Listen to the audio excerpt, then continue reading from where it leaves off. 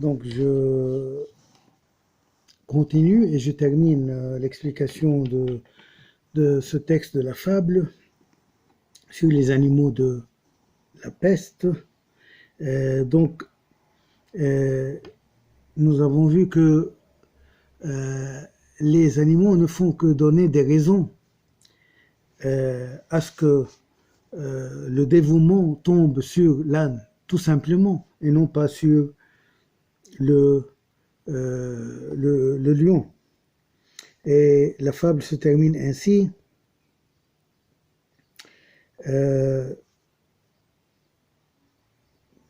Rien que la mort n'était capable d'expier son forfait, on ne lui fit bien voir, selon que vous serez puissant ou misérable, les jugements de cour vous rendront blanc ou noir. Concernant le raisonnement, il y a un sujet à développer. Ce sujet s'applique à cette fable, à ses pensées. Et il a été l'un des très difficiles sujets du bac, de la philo. C'était la raison peut-elle rendre raison de tout? Donc ici, le travail de la raison, c'est de donner des justifications pour ne pas faire tomber le lion, mais faire tomber l'âne. C'est la même chose dans la loi. Et on voit clairement dans la dernière phrase, dans le dernier vers de la fable, selon, on retient ce vers, selon que vous serez puissant ou misérable, les jugements de cour vous rendront blanc ou noir, c'est-à-dire selon vous serez fort ou faible, vous serez jugé comme ainsi. Il y a aussi un autre sujet qui peut être développé à partir de cette fable, un sujet qui est très intéressant, concernant aussi la justice et l'injustice. Le sujet, c'est le suivant. L'injuste peut-il être heureux? C'est un sujet très profond à développer. Partons de cette fable et du livre Le procès de Franz Kafka. Donc, ainsi se termine cette fable. Manger l'herbe d'autrui, quel crime abominable. Donc, c'est ça, c'était le crime parfait, le crime qui a la taille de l'âne. Donc, ce sont les forts qui font les lois. Ce sont les forts qui expliquent la loi et qui appliquent la loi. Ce sont les vainqueurs qui écrivent l'histoire à leur gré. Et c'est ici le lion et ses compagnies.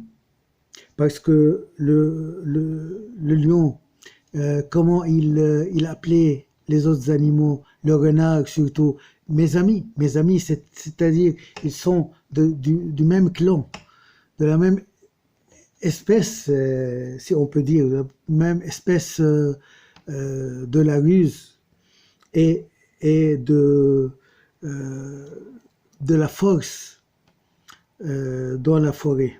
L'un par sa force, l'autre par sa ruse, et ces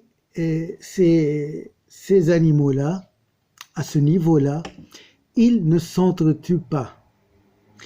Il y a un proverbe arabe qui dit « le chien ne mord pas son frère », c'est-à-dire le personnage qui qui est accusé de corruption ne jugera pas un autre qui est aussi accusé de corruption, parce que un jour, il sera à sa place.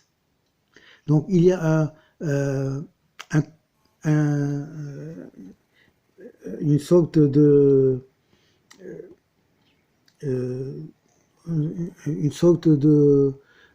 comment dire, quelques entendement que consentement, et où les plus forts s'entendent entre eux pour ne pas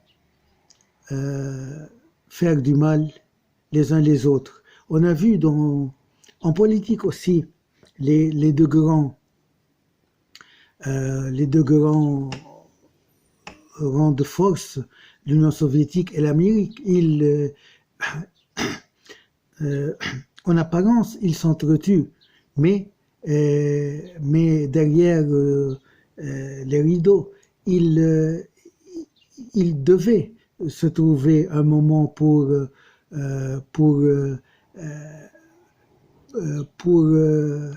s'entendre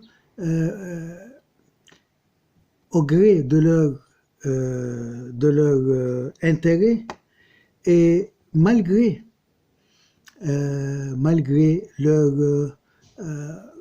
leur consentement et leur aide à leurs alliés.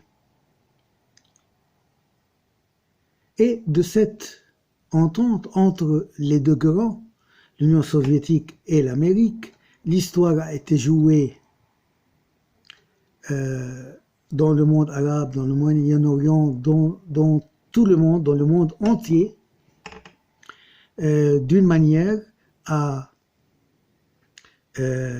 fortifier la paix et à ne pas faire du mal les uns les autres. Et plus tard, peut-être je pourrais faire un tableau du résultat de cette entente entre les deux grands. Historiquement, c'est-à-dire tous les événements et même tous les putschs, tous les grands renversements des pouvoirs, tout ce qui a été joué dans l'histoire était un résultat de la guerre froide, c'est-à-dire la guerre par les intermédiaires.